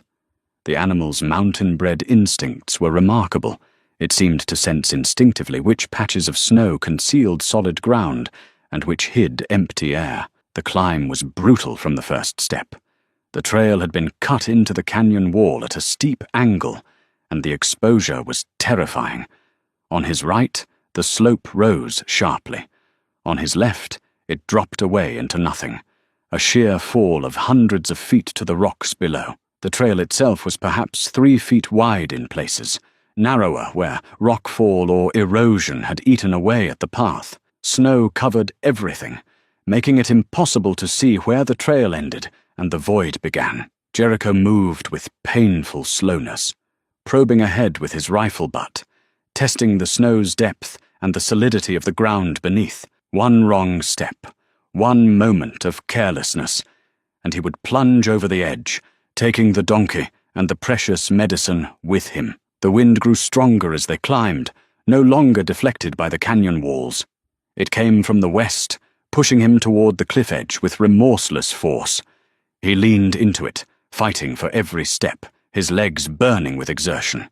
The cold at this elevation was even more intense than down in the canyon, burning his lungs with each breath. Behind him, the donkey's breathing grew labored, but the animal kept moving, trusting him to lead them safely. Jericho felt the weight of that trust, like a physical burden. This animal had already survived one impossible journey through this storm. Now he was asking it to make another. They were perhaps halfway up the switchback when disaster nearly struck. Jericho's boot broke through a snow cornice that had formed over the trail's edge, an overhanging lip of wind-packed snow that looked solid but was actually suspended over nothing. The ground beneath the snow simply was not there, just empty air and a long fall. His forward momentum carried him toward the edge. For one terrible heartbeat, he felt himself tipping forward into the void. Then instinct took over. He threw his weight backward, dropping to his hands and knees, his rifle sliding off his shoulder and disappearing over the edge with a clatter. He lay still for a moment. His heart. This animal had already survived one impossible journey through this storm. Now he was asking it to make another. They were perhaps halfway up the switchback when disaster nearly struck. Jericho's boot broke through a snow cornice that had formed over the trail's edge, an overhanging lip of wind-packed snow that looked solid but was actually suspended over nothing. The ground beneath the snow simply was not there, just empty air and a long fall. His forward momentum carried him toward the edge. For one terrible heartbeat, he felt himself tipping forward into the void. Then instinct took over. He threw his weight backward, dropping to his hands and knees, his rifle sliding off his shoulder and disappearing over the edge with a clatter. He lay still for a moment, his heart hammering in his chest, feeling the terror drain slowly from his system. That had been close, too close, a fraction of a second slower to react, and he would be lying broken on the rocks below. The donkey had stopped a few feet behind him, its eyes wide, sensing the danger. Jericho pulled himself carefully back from the edge, away from the treacherous cornice, and got back to his feet on shaking legs. He had lost the rifle, which meant he now had no defense against bears or mountain lions, if they encountered any. But he was alive. The donkey was alive, and the medicine was safe. Those were the things that mattered. He continued the climb, even more cautious now, testing every single step before putting weight on it. The trail seemed to go on forever, each switchback revealing another switchback above it, the summit never seeming to get any closer. His legs screamed with fatigue. His lungs burned from breathing the thin, frozen air. Sweat froze on his face, despite the cold. But he kept moving, one foot in front of the other, because stopping meant giving up, and giving up meant children died. That thought sustained him through the pain and exhaustion, gave him strength when his body wanted to quit. After what felt like hours but was probably closer to 2, the slope finally began to level off. Jericho pulled himself over the last rise and found himself standing on a broad, relatively flat area that marked the edge of Prospect Ridge. Through the snow, he could see darker shapes that might be buildings, perhaps a quarter-mile distant. He had made it. They had made it. Relief flooded through him, so intense it made his knees weak. For a moment, he just stood there, breathing hard, letting the reality of their survival sink in. Then he gathered himself and started forward toward the mining camp, the grey donkey following steadily behind. As he drew closer, the shapes resolved into actual structures. 3 log buildings arranged in a loose triangle, smoke rising from at least 2 of them, a corral with a rough shelter for animals, signs of human habitation, of warmth and safety, of help. Jericho stumbled the last 100 yards, exhaustion finally catching up with him now that safety was within reach. His legs felt like they might give out at any moment. His vision had narrowed to a tunnel, focused only on reaching those buildings. The donkey's head hung low, but its steps remained steady. He reached the nearest building and pounded on the door with his fist. 3 heavy blows that echoed despite the wind. Then he leaned against the doorframe, using it to hold himself upright, waiting for someone to answer. The door opened a crack, and a bearded face peered out suspiciously. The man's expression changed from wariness to shock when he saw Jericho's ice-covered form and the loaded donkey standing behind him. "Sweet Jesus," the man breathed. "Who in their right mind travels in weather like this?" Jericho's voice came out rough and cracked, barely recognizable as his own. "Someone with medicine for Silverton. Scarlet fever outbreak. Got antitoxin that needs to reach the clinic. Can you help?" The man's eyes widened in recognition and understanding. "Dr. Thorne's medicine. We heard he died trying to get it through. You're the one who found his donkeys?" "I found them," Jericho confirmed, his words coming slowly, his thinking foggy from exhaustion and cold. "He sent them to my cabin. I brought the medicine here. Need someone to take it to Silverton while I rest. Children are dying." The bearded man pulled the door open wide without hesitation. Come in out of that cold. We'll get you warmed up and send our fastest man down the mountain with that medicine. It'll be in Silverton by tomorrow evening at the latest." He called over his shoulder. "Tommy, get out here. We got an emergency." Other miners appeared, crowding around, asking questions, helping Jericho guide the exhausted donkey inside, where it was warm. Someone took the lead rope from his numb fingers. Someone else pushed a chair toward him. A third miner was already pulling on winter gear, preparing for a fast run down the mountain with the medicine. Jericho sat down gratefully, feeling the warmth of the building begin to penetrate his frozen clothing. Someone pressed a mug of hot coffee into his hands, and he wrapped his stiff fingers around it, feeling the heat seep into his bones. Through the fog of exhaustion, he watched the miners carefully unpack the medicine, exclaiming over the vials of serum, handling each one with reverence. A young miner, barely more than a boy, really, maybe 22 or 23 years old, was strapping the precious cargo into a pack frame, securing it with the same care Dr. Thorne had used. "His name's Tommy Bradshaw," the bearded miner said quietly to Jericho. "Lost his little sister to diphtheria 3 years back. When he heard what you were carrying, he volunteered before anyone else could speak up. He's the fastest man we've got, strong as an ox, knows every trail between here and Silverton, like the back of his hand." Jericho nodded, too tired to do more than register the information. Tommy finished securing the pack and headed for the door, his young face set with determination. He paused at the threshold and looked back at Jericho. "I'll get it there safe," the young man said. "You have my word." Then he was gone, disappearing into the storm, carrying medicine that would save lives and fulfill the mission a dying doctor had started. The miners of Prospect Ridge showed Jericho a hospitality that went beyond mere courtesy. They gave him the best bunk in their sleeping quarters, a narrow wooden frame with a straw-filled mattress that felt like the finest hotel bed after his ordeal on the mountain. They fed him thick venison stew from a communal pot, pressed more hot coffee on him until he thought he might never feel cold again, and asked for his story with the quiet respect of men who understood exactly how close to death he had come. Jericho told them about finding the 3 donkeys at his cabin door, about reading Dr. Thorne's journal and realizing what needed to be done, about the brutal journey through the storm to reach their camp. The miners listened in silence, occasionally nodding or exchanging glances that showed they recognized the magnitude of what he had accomplished. These were men who knew the mountain's dangers intimately, who understood that traveling in that storm was tantamount to suicide. The fact that he had not only survived but had delivered the medicine safely earned him their respect in a way that words alone never could. Samuel, the bearded miner who had answered the door, seemed to be the unofficial leader of the group.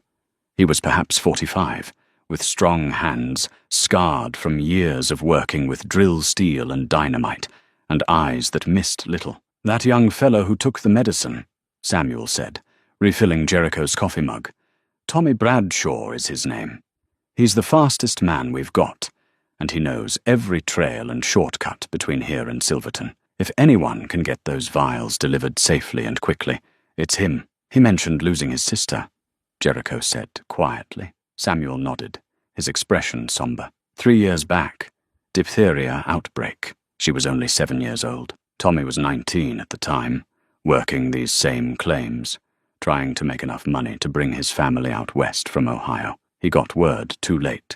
Couldn't get back in time to say goodbye. When he heard what you were carrying, what it meant for the sick children in Silverton, he volunteered before the words were even out of your mouth. Jericho understood. Everyone had their reasons for doing what they did. Tommy Bradshaw had his, shaped by loss and regret. Jericho had his, forged from 7 years of isolation and the memory of his own son. Dr. Thorne had had his, driven by a commitment to healing that transcended personal safety. In the end, it all came down to the same thing: trying to protect the innocent from suffering that could be prevented. The storm continued through that day and into the night, though its fury gradually diminished. By the following morning, the wind had died down to occasional gusts, and the snow had lightened to scattered flurries. Jericho woke feeling somewhat recovered, though every muscle in his body still ached, and his face remained raw where the wind had scoured it. He found Samuel and the other miners in the main cabin, eating breakfast and discussing the day's work. The storm had kept them from the mine for 4 days, and they were eager to get back to it despite the cold. Silver didn't extract itself, and winter was expensive when you could not work. "How's the donkey?" Jericho asked, accepting a plate of beans and bacon. "Fed and watered. Seems no worse for wear, considering what you put it through," Samuel replied. "Tough animal. You planning to head back to your cabin?" It was a question Jericho had been wrestling with since he woke. His cabin was a good day's journey back the way he had come, assuming the trails were passable now that the storm had passed. But he found himself curiously reluctant to return to his isolated life quite yet. Something had changed during this journey, some fundamental shift in how he saw his place in the world. For 7 years, he had hidden on that mountain, using solitude as armor against further pain. But the past few days had shown him that isolation was not the same as healing, that safety was not the same as living. "I thought I might head down to Silverton," he heard himself say, the decision forming as he spoke. "Make sure the medicine arrived safely. See if Dr. Thorne's clinic needs any help." Samuel studied him with those perceptive eyes, then nodded slowly, as if this made perfect sense. "Good idea. Trail down from here should be passable now that the storm's clearing. You could make it by nightfall if you start within the hour." Jericho finished his breakfast, gathered his minimal gear, and prepared the grey donkey for travel. The other 2 animals were still back at his cabin, and he would need to retrieve them eventually, but that could wait. For now, he wanted to see this mission through to its conclusion, wanted to witness the outcome of what Dr. Thorne had died trying to accomplish. The miners came out to see him off, shaking his hand and clapping him on the shoulder. Several pressed small gifts into his hands: a pouch of silver nuggets, a new knife to replace the one he had lost, a package of real tobacco. Samuel walked with him to the edge of camp. "What you did," the older miner said quietly, "that took courage most men don't possess. Risking your life for children you'd never met. Finishing a dead man's mission. That's something worth doing. Something worth remembering." He pressed a small leather pouch into Jericho's hand. "From all of us. Silver nuggets, worth maybe $50. For what you did, and because you lost your rifle on that climb. $50 will buy you a good Winchester with money left over." Jericho tried to refuse, but Samuel's expression made it clear the gift was not optional. "You earned it," the miner said firmly. "Accept it with our respect and gratitude." Jericho accepted the pouch, tucking it into his coat pocket, and led the grey donkey down the trail toward Silverton. The descent was infinitely easier than the climb had been. The storm had passed, leaving behind a landscape transformed by snow. Everything gleamed white under a pale sun that struggled to break through the remaining clouds. The temperature had risen to something almost bearable. As he walked, Jericho found himself thinking about what came next. He could return to his cabin and resume his solitary life as if nothing had happened. Go back to his trap lines and his books and his comfortable isolation. Pretend that the past few days had been an aberration, a brief interruption in 7 years of careful detachment. But would that be enough anymore? Could he really go back to that life, knowing what he now knew, that he was capable of more than just surviving, that his life could have purpose beyond mere existence? That connection to other people was not something to fear, but something that gave meaning to the days. The question troubled him because he didn't know the answer. Part of him still yearned for the mountain's silence, for the safety of solitude, for the peace that came from not having to care about anyone. But another part, a part that had been dormant for 7 years, wanted something different, wanted to matter, wanted to be useful, wanted to be part of something larger than himself. Silverton appeared below him as he rounded a bend in the trail, the town nestled in a valley, surrounded by peaks. It was larger than he remembered from his last visit, 2 years ago, with more buildings and more activity. The silver boom had clearly been good for the settlement. As he descended the final slope into town, he began to see signs of the quarantine Dr. Thorne had mentioned in his journal. Yellow flags hung from several buildings, warning people to stay away. The streets were quieter than they should be for this time of day, with only a few bundled figures hurrying from place to place with their heads down, avoiding contact with others. The quarantine was still in effect, which meant the disease had not yet run its course. But if Tommy Bradshaw had delivered the medicine yesterday evening as promised, the antitoxin would already be working, already saving lives. Jericho made his way through town, following directions from a wary shopkeeper to find Dr. Thorne's clinic. He located it easily enough, a white building with green shutters, a neat sign out front identifying it as Silverton Medical Clinic. The building showed signs of heavy use, the porch worn smooth from countless feet, the door handle polished bright from many hands. He tied the donkey to the hitching post and climbed the steps, his heart beating faster with something he could not quite name. Anticipation, perhaps, or nervousness. He was about to meet people whose lives he had saved without ever knowing their names. Before he could knock, the door opened and a woman appeared. She was perhaps 35, with dark hair pulled back in a practical bun and eyes that showed the exhaustion of someone who had been working without rest for days. She wore a simple dress with an apron over it, the apron stained with what might have been blood or medicine or both. "May I help you?" she asked, her voice professional but kind. "I'm looking for Mary Henderson." "I'm Mary." Her eyes studied him, taking in his weathered appearance, the signs of hard travel still visible despite his rest at Prospect Ridge. "Are you unwell? We're treating scarlet fever patients primarily. But if you have other medical needs..." "I'm Jericho Croft," he said. "I found Dr. Thorne's donkeys." Mary's hand went to her mouth, and her eyes suddenly filled with tears. "You're the one who sent the antitoxin? Tommy Bradshaw arrived with it yesterday evening. We've already begun administering it to the children." Her voice broke with emotion. "You saved them. Do you understand? You saved them." Jericho felt something tighten in his chest, an emotion he could not quite name. "I just delivered what Dr. Thorne died, trying to bring you. He's the one who saved them. I only finished what he started." Mary shook her head, tears streaming down her face now. "Come inside, please. There's something you need to see." She led him into the clinic, which had been converted into a makeshift hospital ward. Beds lined both walls, each one occupied by a child or young person in various stages of illness. Some were still flushed with fever, their breathing labored. Others lay quiet, sleeping peacefully. But several, perhaps a third of the patients, showed clear signs of improvement, their color better, their breathing easier, their eyes open and alert. "These are the ones who received the antitoxin first," Mary said, her voice thick with emotion. "The most critical cases. We gave them the serum within hours of Tommy's arrival, and by this morning they were asking for food. Their fevers had broken. Their breathing had eased. She turned to look at Jericho, her expression fierce with gratitude. Without that medicine, at least half of these children would be dead within a week. Because of you, they're going to live. They're going to grow up, have families of their own, live full lives. Jericho looked at the faces in the beds, seeing in each one a life that had been spared, a family that would not have to bury a child. He thought of his own son, and for the first time in 7 years, the memory brought something other than pain.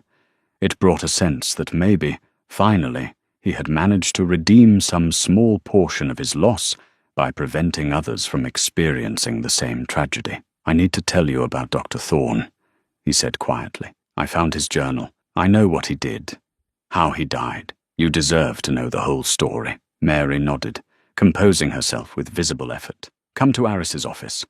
I'll make tea, and you can tell me everything." They sat in the small office at the back of the clinic, surrounded by medical texts and carefully labeled jars of medicine. Jericho recounted the entire story, finding the donkeys, reading the journal entries, making the decision to attempt the delivery, the brutal journey to Prospect Ridge, sending Tommy Bradshaw on with the medicine. When he finished, Mary sat in silence for a long moment, tears running down her face. Finally she spoke, her voice barely above a whisper. "Aris and I were engaged to be married," Mary said, her voice thick with grief but steady. "We had planned the wedding for this spring, after the worst of winter passed. He was the best man I ever knew, brilliant, compassionate, completely dedicated to his patients. When the scarlet fever outbreak started in November, he worked himself to exhaustion, trying to save everyone. 16-hour days, sometimes 20. He would collapse into bed at night and be up again before dawn, checking on patients, adjusting treatments, doing everything humanly possible to stop the disease from spreading." She paused, wiping her eyes with a handkerchief. "When we ran out of antitoxin, and he learned that a new shipment had arrived in Durango, I begged him not to go. I told him to wait for better weather, that a few more days wouldn't matter. But he knew they would matter. He knew that every day we delayed meant more children would die." She looked up at Jericho, her expression a mixture of grief and pride. "So he went anyway, and now he's gone, and I have to figure out how to live in a world without him." Jericho sat quietly, letting her talk, understanding that sometimes grief needed words to take shape, needed to be spoken aloud before it could begin to heal. "The terrible thing," Mary continued, "is that I'm angry at him. I know that's wrong. I know he died a hero, but part of me is so angry that he chose those children over a life with me, over our future together, over everything we had planned." Fresh tears spilled down her cheeks, and then I feel guilty for being angry, because I know he made the right choice, the only choice he could have made given who he was, but it doesn't make it hurt any less. "He loved you," Jericho said gently. "His last thoughts were of you, in the journal, his final words. He was trying to tell you something. The sentence was unfinished, but the intent was clear. He was thinking of you, even as he was dying." Mary nodded, unable to speak, her shoulders shaking with sobs. Jericho gave her time to compose herself, sitting in patient silence, the way he had learned to do during 7 years alone on the mountain. When she finally spoke again, her voice was steadier. "I don't know if I can run this clinic without him. I'm just a nurse, not a licensed physician. I learned everything I know from watching Aris work. But what if that's not enough? What if someone needs surgery? What if I miss something critical? What if I make a mistake that costs someone their life?" "You're already doing it," Jericho pointed out. "You've been managing the scarlet fever outbreak, administering the antitoxin, treating patients. You're doing everything Dr. Thorne would have done." "But I'm terrified," Mary admitted. "Every decision feels like it might be wrong. Every patient makes me question whether I know what I'm doing." Jericho understood her fear intimately. It was the same fear he had felt when he decided to attempt the journey through the storm. The fear that his actions might lead to disaster, that he might fail with terrible consequences. But he had learned something important during that brutal trek. "Fear of making mistakes is what keeps us careful," he said. "It's what makes us double-check our decisions and ask for help when we need it. But we can't let it paralyze us. Sometimes you have to act even when you're not certain, because the cost of not acting is worse than the risk of being wrong. Mary looked at him thoughtfully. Is that what you told yourself when you decided to deliver the medicine? More or less. I knew I might die trying, but I also knew that children would definitely die if I did nothing. That made the choice simple, if not easy. They sat together in that small office for another hour, talking about Dr. Thorne and loss and the challenge of moving forward when the future you had planned was suddenly impossible. Jericho found himself opening up in ways he had not done in years, telling Mary about his own wife and son, about the fever that had taken them, about the 7 years he had spent hiding from the pain. But something changed during this journey, he said. I can't go back to being the man who lived alone on that mountain, content to trap animals and avoid human connection. I don't know what comes next, but I know it can't be the same as what came before. Mary studied him with eyes that seemed to see past his weathered exterior to something beneath. You could stay in Silverton, she said quietly. The clinic could use someone with your skills. You're good with animals, good in a crisis, good at solving problems, and she hesitated, then continued. I could use a friend, someone who understands what it means to lose people you love. The offer tempted him, more than he wanted to admit. But 7 years of habits and patterns could not be undone in a few days. He was not ready to make that decision yet. Let me think about it, he said. I need to go back to my cabin, retrieve the other 2 donkeys, gather my things. After that, well, I'll see how I feel. Mary nodded, accepting his answer without pressure. Whatever you decide, I want you to know something. What you did, bringing that medicine through the storm, was one of the bravest things I've ever witnessed. Aris would have been proud to know someone finished what he started. I'm proud to have met you. She stood on her toes and kissed his weathered cheek, then went back to her patients before he could respond. Jericho sat alone in the office for a moment, one hand touching the spot where her lips had pressed against his skin. Then he rose and walked through the clinic ward, looking at the recovering children, at the parents who sat beside their beds with relief and gratitude evident on their faces. This was what Dr. Thorne had died for. This was what Jericho had risked his life to preserve. These moments of hope and healing, these lives that would continue, these families that would remain whole. He left the clinic and stood on the porch, looking out at Silverton's snow-covered streets. The town was coming back to life now that the medicine had arrived. People moved with less fear, their steps lighter, their voices carrying hope instead of despair. Tommy Bradshaw appeared from around the corner, the young miner who had made the final delivery of the medicine. He looked exhausted, but profoundly satisfied, and when he saw Jericho, his face broke into a wide smile. I did it, Tommy said, climbing the steps. Ran most of the way, made it here in 14 hours. Miss Mary had the first doses administered within an hour of my arrival. He paused, his expression growing more serious. I wanted to thank you for what you did, for giving me the chance to help save those children. My sister Sarah, she died because we didn't have medicine like this available. But these kids, they're going to live. That means something. That makes Sarah's death feel a little less meaningless. Jericho understood exactly what he meant.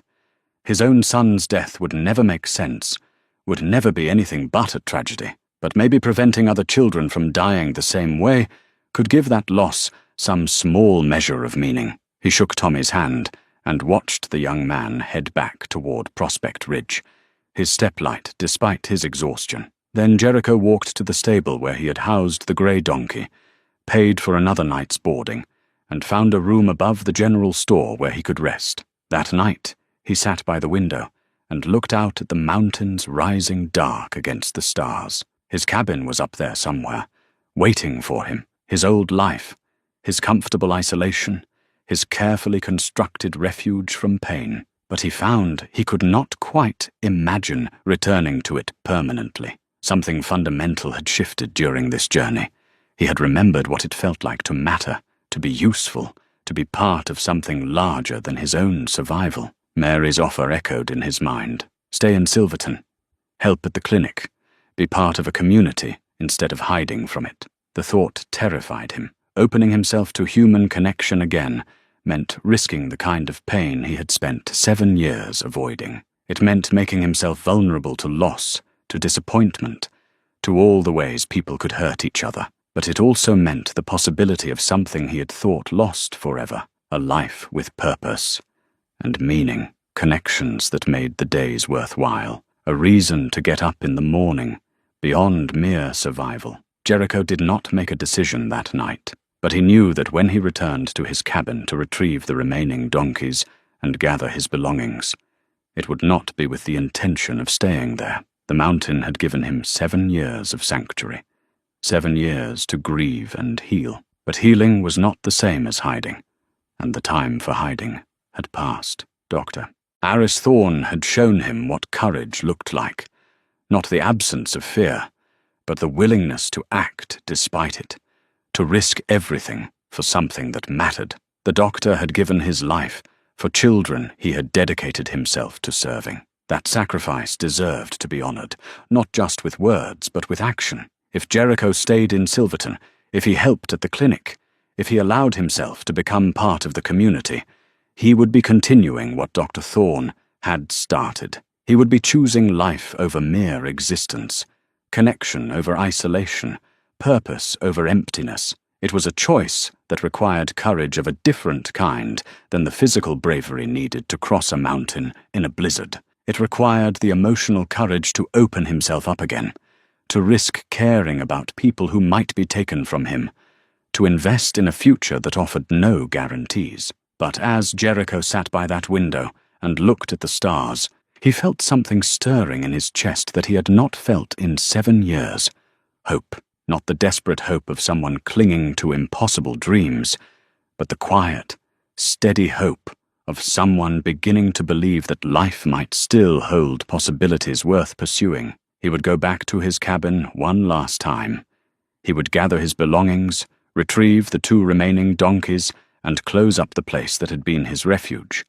And then he would return to Silverton and see what the future might hold. The winter of the White Death had tested him and found him capable of more than he had believed possible. Now it was time to see what else he might be capable of, what other challenges he might rise to meet, what kind of life he might build from the ashes of the old one. Dr. Thorne's journal lay in his pack, that final unfinished sentence haunting him. Tell Mary I love her. Tell her I am sorry I could not. Could not what? Come back? Marry her? Grow old with her? Jericho would never know how that sentence was meant to end, but he could help Mary carry on the doctor's work. He could be the friend she needed while she learned to live with her loss. He could ensure that Dr. Thorne's sacrifice continued to bear fruit through the lives he saved and the good he accomplished. It was not much, but it was something, and after 7 years of doing nothing that mattered, something felt like everything. Jericho spent 3 more days in Silverton, helping at the clinic and watching the children recover. Each day brought visible improvement as the antitoxin worked its way through their systems. Fevers broke and stayed down. Breathing became easier, the harsh rattle of congested lungs clearing to normal rhythm. Color returned to pale faces. Children who had lain listless and barely conscious began sitting up, asking for water, wanting to know when they could go home. Mary worked tirelessly alongside him, her competence and dedication evident in everything she did. She had trained under Dr. Thorne for 5 years, and while she might not have the formal education of a licensed physician, she possessed something equally valuable: practical experience, sound judgment, and a genuine compassion for her patients that informed every decision she made. Jericho found himself impressed by her strength. She was grieving the loss of the man she loved, facing an uncertain future, trying to run a medical practice without formal credentials, and carrying the weight of responsibility for dozens of patients whose lives depended on her skill. Yet she continued working, continued making difficult decisions, continued showing up every morning, ready to do whatever needed doing. On the 3rd evening, after the last patient had been checked and settled for the night, Mary invited him to join her for supper at Mrs. Chen's boarding house. They walked through Silverton's quiet streets, past buildings showing the warm glow of lamplight in windows, past families beginning to resume their normal lives now that the quarantine was being lifted. Over a meal of roasted chicken and winter vegetables, Mary told him more about Dr. Thorne, how he had come to Silverton 8 years ago, fresh from medical school in Philadelphia, how he had fallen in love with the mountains, despite the hardships of frontier medicine, how he had proposed to her under a full moon last summer, while they were returning from delivering a baby at a remote homestead. He used to say that medicine in places like this was 90% improvisation and 10% textbook knowledge, Mary said, a sad smile touching her lips. You couldn't always get the supplies you needed, couldn't always follow standard procedures. You had to make do with what you had and trust your instincts. She paused, her expression growing uncertain. I just don't know if my instincts are good enough. What if I miss something critical because I don't have his training? You won't, Jericho said with quiet certainty. You're too careful, too thorough, and you're not alone. There are other doctors in the territory you can consult with if you face something beyond your experience. You don't have to carry this burden entirely by yourself. That's what Aris used to tell me, Mary said softly, that medicine didn't have to be a solitary endeavor, that asking for help was a sign of wisdom, not weakness. She looked at Jericho with an expression he could not quite read. Have you decided what you're going to do? Are you going back to your cabin? Jericho had been wrestling with that question for 3 days, turning it over in his mind during quiet moments, testing different answers to see how they felt.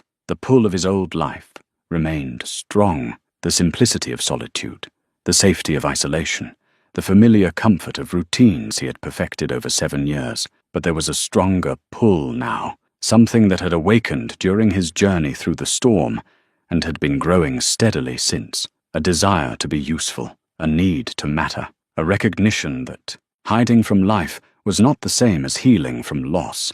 I'm going back to the cabin, he said slowly, working out his thoughts as he spoke, but only to gather my things and close it up properly. Then I'm coming back here, if the offer still stands. I'd like to help at the clinic, if you'll have me. Mary's face lit up with a smile that transformed her features, erasing the exhaustion and grief to reveal genuine joy. The offer absolutely still stands. We need someone to manage supplies, handle deliveries, help with the physical labor of running a medical practice, someone strong enough to lift patients, practical enough to maintain equipment, reliable enough to be trusted with important tasks. She reached across the table and took his hand. Someone. In other words, exactly like you. They discussed the practical details over the rest of the meal. Jericho would need a place to live. Mary knew of a small cabin behind the livery stable that its owner was willing to rent cheaply. He would need winter work clothes, new tools to replace what he had lost, and a rifle since he had sacrificed his Winchester on the climb to Prospect Ridge. The silver nuggets from the Prospect Ridge miners would cover those expenses with money left over. How soon can you leave for your cabin? Mary asked as they finished eating. Tomorrow morning, weather permitting. The trails should be passable now. I'll take the grey donkey, retrieve the other 2 animals, pack up my belongings, and be back within a week. Be careful, Mary said, her voice carrying genuine concern. I know you're experienced in the mountains, but that storm was brutal. There might be unexpected dangers, weakened trees ready to fall, unstable snowpack, trails damaged by avalanche. Jericho appreciated her concern, even as he recognized that he had survived far worse during his journey to Prospect Ridge. I'll be careful, he promised. I've made it this far. I'm not about to get careless now. That night, Jericho lay in his rented room above the general store and thought about the journey ahead. Not just the physical journey back to his cabin, but the larger journey he was beginning. The journey back to living a full life, to being part of a community, to opening himself to the possibilities and risks that came with human connection. 7 years ago, he had fled to the mountain because the pain of loss had been too great to bear while surrounded by people who meant well but could not understand. He had needed that time alone, needed the silence and solitude to process his grief without the weight of other people's expectations and sympathy. But grief he now understood, was not meant to be permanent. It was meant to be experienced, processed, and eventually integrated into who you became. The people you lost did not stop mattering when they died. They became part of you, informing your choices and values, giving meaning to your continued existence. His wife Sarah and his infant son had died, and nothing would ever make that okay. But he could honor their memory by preventing other families from experiencing the same loss. He could take the pain that had nearly destroyed him and transform it into something that helped others. That was what Dr. Thorne had done with his life, taken his knowledge and skills and dedicated them to reducing suffering, to saving lives that might otherwise be lost. The doctor had paid the ultimate price for that dedication, but his legacy would live on through the children he had saved, the families he had kept whole, the community he had served. Jericho could be part of that legacy now, not as a physician. He had neither the training nor the inclination for that, but as someone who supported the work, who made it possible for Mary to continue what Dr. Thorne had started. Morning came cold and clear, the sky a brilliant blue that promised fair weather for travel. Jericho gathered his minimal belongings, collected the grey donkey from the livery stable, and prepared for departure. Mary met him at the clinic to see him off, pressing a small package of food into his hands. "For the journey," she said, "and Jericho. Thank you for everything you've done, for finishing what Aris started, for agreeing to stay and help. It means more than I can properly express." He wanted to tell her that she did not need to thank him, that he was the one who should be grateful for the chance to do something meaningful with his life again. But the words felt too large and complicated for the moment, so he simply nodded and led the donkey out of town, heading north toward the mountains. The journey back was starkly different from his desperate rush to deliver the medicine. The weather was clear, the trails visible, the danger minimal. He made good time, reaching Widow's Canyon by afternoon and finding a safe place to camp for the night. The next morning, he continued up the mountain, retracing his path through terrain that looked almost peaceful under clear skies. He reached his cabin on the second afternoon and stood outside for a long moment, looking at the place that had been his entire world for 7 years. It looked smaller than he remembered, more isolated, more like a refuge for someone running away than a home for someone truly living. The 2 remaining donkeys stood patiently inside, having survived their time alone without difficulty. Jericho fed them, checked them for any signs of illness or injury, and found them healthy and sound. Dr. Thorne had owned good animals, sturdy and reliable, the kind that would serve well for years to come. He spent the next 3 days methodically preparing the cabin for a long absence. He dismantled his trap line, pulling 40 steel traps from their positions and storing them carefully inside. He stacked firewood along the walls, filled containers with preserved food, and secured the shutters against weather and animals.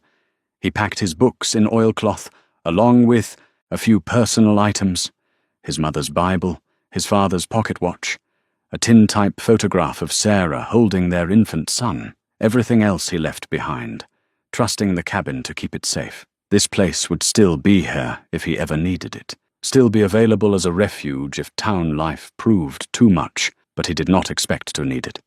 He was moving forward now, not running away. On his final evening in the cabin, Jericho sat by the fire and read through Dr. Thorne's journal one last time. The early entries documented a dedicated physician going about his work, treating patients, managing the clinic, planning for the future with the woman he loved. The later entries showed a man confronting a crisis, making difficult decisions, ultimately choosing to risk everything to save children who depended on him. The final entry, those shaky words written by freezing hands, haunted him. "I will not make it. Too cold. Tying the animals together now. Someone must deliver this medicine. Someone must save them." Someone had. Jericho had found those animals, had read those words, had made the choice to finish what the doctor started, and in doing so, had saved not just the children in Silverton, but perhaps himself as well. He closed the journal and placed it carefully with his belongings. Mary would want it, would want to read Aris's thoughts one more time. It was a precious thing, that journal, a record of a good man's final days, a testament to what courage looked like when everything was on the line. The fire burned low, and Jericho banked it carefully, making sure the embers were safely contained.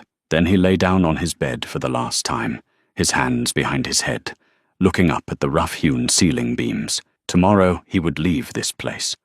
Tomorrow he would lead 3 donkeys down the mountain toward a new life in Silverton. Tomorrow he would begin the work of building something meaningful from the ruins of his old existence. But tonight he allowed himself to remember, to honor the 7 years he had spent here, the healing that had happened in this small cabin, the slow recovery from a wound that had nearly killed him. This place had saved him when he needed saving. Now it was time to leave it behind and save himself in a different way. By choosing to live fully again, by opening himself to connection and purpose and all the messy, complicated, beautiful risks that came with being truly alive. Outside, the wind whispered through the pines. Inside, Jericho Croft closed his eyes and slept, dreaming not of the past, but of possibilities still to come. Jericho woke before dawn, rose from his bed, and began the process of closing up his cabin for what might be the last time. He moved through the familiar space with deliberate care, making sure everything was secure and properly stored. The fire was cold ash now. He swept it clean, checked the chimney flue one final time, and closed the damper. His belongings fit into 3 canvas bags that he loaded onto the donkeys with practiced efficiency. The grey with the white blaze would carry his personal items and books. The 2 browns would carry his traps and tools. It was not much to show for 7 years of life, but it represented everything essential, the means to make a living, the objects that connected him to his past, and the knowledge he had gained through solitude. He took one last look around the cabin interior, committing it to memory, the bed where he had slept through countless storms, the workbench where he had maintained his equipment, the shelves where his provisions had sustained him through long winters, the chair by the fire where he had read his books and thought his thoughts, and slowly healed from wounds that had once seemed mortal. This place had been good to him. It had given him what he needed when he needed it. But that chapter of his life was ending, and it was time to write a new one. Jericho stepped outside and closed the door, then locked it with the heavy iron key. He hung the key on a nail under the eaves, where any future traveler who needed shelter could find it. Then he led the 3 donkeys down the trail, away from the cabin and toward whatever future awaited him in Silverton. The descent was easier than he expected. The weather held fair and cold, the trails were clear, and the donkeys moved with steady confidence. They seemed to understand they were going somewhere, that this was not just another day of checking trap lines, but a journey with purpose and destination. By mid-afternoon of the first day, Jericho reached Widow's Canyon. He crossed the creek at a shallow ford he had discovered years ago, avoiding the treacherous log bridge he had used during the storm. The 3 donkeys waded through the cold water without protest, their mountain breeding evident in their sure-footed progress. He made camp that night in the same shallow cave where he had sheltered during his desperate journey to Prospect Ridge. It felt different now, not a refuge from deadly cold, but simply a convenient stopping place. He built a small fire, cooked a simple meal of beans and bacon, and shared his food with the donkeys who stood nearby, their breath forming clouds in the cold air. As he sat by the fire, Jericho thought about what awaited him in Silverton. A job at the clinic, helping Mary continue the work Dr. Thorne had started. A place to live, a small cabin behind the livery stable, a chance to be part of a community again, to have daily interactions with people, to matter in ways that went beyond mere survival. The prospect both excited and terrified him. 7 years of solitude had made him unused to constant human contact, unused to the noise and complications that came with living among others. Would he be able to adapt? Would the quiet skills he had developed on the mountain translate to usefulness in town? But beneath the anxiety, he felt something stronger, a sense of rightness, of alignment between his actions and his values. He was choosing to move toward something rather than away from something. He was choosing to participate in life rather than observe it from a distance. He was choosing courage over comfort, and that choice felt true in a way nothing had felt true in 7 years. The fire burned low, and Jericho banked it carefully before settling down to sleep. Tomorrow he would reach Prospect Ridge, where he planned to stop briefly to thank Samuel and the other miners for their help. Then one more day of travel would bring him to Silverton, to Mary and the clinic and the beginning of his new life. He slept better than he had in weeks, his dreams peaceful for once, untroubled by memories of loss or fears of failure. When he woke the next morning, he felt rested and ready for the journey ahead. The trail to Prospect Ridge was clear now, the switchbacks that had nearly killed him during the storm, merely challenging rather than deadly. He climbed steadily, the 3 donkeys following, and reached the mining camp by early afternoon. Samuel and the others greeted him warmly, insisting he stay for a meal before continuing on. They wanted to hear about how the medicine had worked, about the children who had recovered, about Dr. Thorne's sacrifice, and the good it had accomplished. Jericho told them everything, and they listened with the quiet satisfaction of men who had played a small but crucial role in saving lives. "You're heading to Silverton to stay?" Samuel asked, as Jericho prepared to leave. "That's the plan," Jericho confirmed. "Going to help at the clinic. See if I can be useful there." Samuel nodded approvingly. "Good man. The mountain will always be here if you need it, but a man's got to live among people sometimes. Got to remember he's part of something larger than himself." He shook Jericho's hand firmly. "You did a brave thing, finishing what that doctor started. Now you're doing another brave thing, choosing to stay and help, rather than running back to safety. That takes a different kind of courage, but courage all the same." Jericho led his 3 donkeys down from Prospect Ridge as afternoon shadows lengthened across the valley below. Silverton was visible in the distance, smoke rising from chimneys, the town preparing for another cold night. But inside those buildings were warm fires and hot food, and people living their lives together, supporting each other through the hardships that frontier existence demanded. He was ready to be part of that again, ready to take his place in the community, to contribute what he could, to accept the risks that came with caring about people and places and outcomes beyond his own survival. The winter of the White Death had tested him and shown him what he was capable of. Now it was time to see what else he might become. Jericho reached Silverton as the sun was setting behind the western peaks, painting the snow-covered mountains in shades of gold and rose. The town looked different from when he had left it a week ago, more alive, more hopeful. The yellow quarantine flags had been removed from most buildings. People moved through the streets without the fear and caution that had marked their movements before. Children played in the snow, their laughter carrying on the cold evening air. He led the 3 donkeys through town toward the livery stable, drawing curious glances from residents who recognized him as the man who had brought the medicine that saved their children. Several people stopped to thank him, their gratitude evident in handshakes and tears and simple words that carried profound meaning. "My daughter Sarah is alive because of you," one woman said, gripping his hand with surprising strength. "She was burning up with fever, barely breathing. The doctor, Miss Mary, I mean, she gave her that medicine you brought, and within hours she was better. Within a day she was sitting up, asking for food. Thank you. Thank you for risking your life for children you didn't even know." Jericho accepted their thanks with quiet grace, redirecting the credit to Dr. Thorne whenever possible, but understanding that these people needed to express their gratitude, needed to put their relief and joy into words. He had given them back their children, their futures, their hope. That deserved acknowledgement.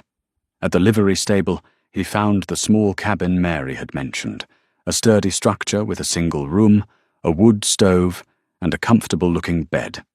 The owner of the stable, a grizzled man named Henderson, no relation to Mary, he clarified, showed him around the space and quoted a monthly rent that was more than fair. "Heard what you did," Henderson said as they settled the terms. "Bringing that medicine through the storm. Lost my own boy to diphtheria 5 years back.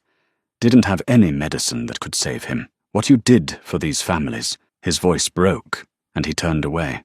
pretending to adjust something on the wall. Just wanted you to know it matters. What you did matters. Jericho moved his belongings into the cabin, settled the 3 donkeys in the stable with generous portions of hay and grain, and then walked to the clinic as full darkness settled over the town. Lamplight glowed in the windows, and he could see Mary moving between beds, checking on patients, adjusting blankets, speaking quietly to worried parents. He knocked softly and entered. The ward was quieter than on his last visit, the desperate urgency replaced by calm recovery. Most of the children were sleeping peacefully, their breathing easy, their colour good. A few were awake and sitting up, talking with their parents or reading books someone had brought for them. Mary looked up when she heard the door, and her face lit with genuine pleasure. She came to him quickly, wiping her hands on her apron, her eyes bright with emotion. "You came back," she said, and he could hear the relief in her voice,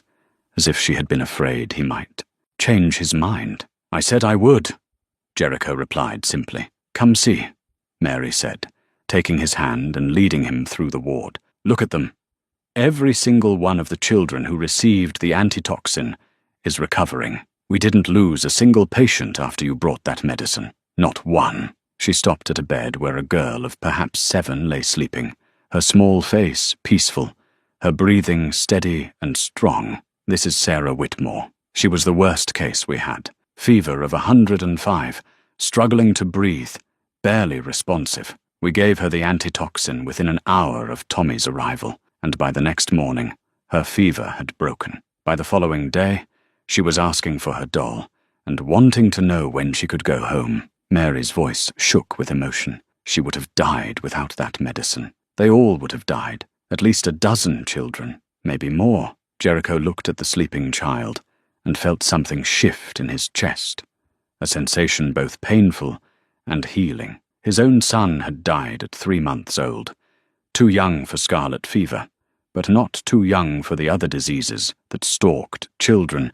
in an age before reliable medicine. He had been helpless then, able to do nothing but watch as his wife and child slipped away, despite his desperate prayers. But here, now, he had made a difference. He had saved children who might otherwise have died. He had prevented other families from experiencing the grief that had nearly destroyed him. That did not erase his loss, did not bring back Sarah and their infant son, but it gave their deaths some measure of meaning, transformed his pain into something that had helped others. "They're going home tomorrow," Mary said, as they moved through the ward. "Most of them, anyway. The last few will stay another day or 2 for observation, but they're all going to recover fully." She turned to face him, her expression serious. "You did this, Jericho. You and Dr. Thorne together. He gave his life trying to bring the medicine. You risked yours to finish what he started. Between you, you saved these children." They stood together in the quiet ward,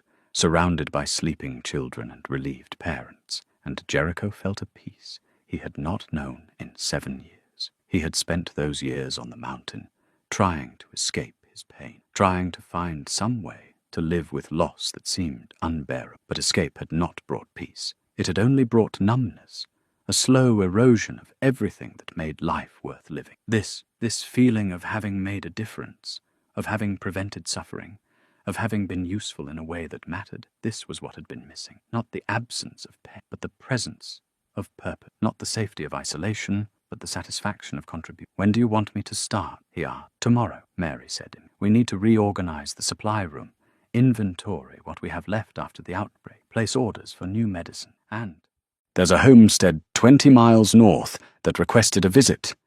A woman who's having a difficult pregnancy. I need someone to drive the wagon, carry supplies, help with whatever might be needed." She paused, then added softly, "I need a partner, Jericho. Someone I can trust. Someone capable. Someone who understands what this work means." "I'll be here," he promised. "Whatever you need." They stood together in the lamplight, 2 people scarred by loss, but choosing to move forward anyway, choosing to transform their pain into something that helped others. Outside, the winter night was cold and dark, but inside the clinic, surrounded by recovering children and the quiet satisfaction of work well done, Jericho Croft felt warm for the first time in 7 years.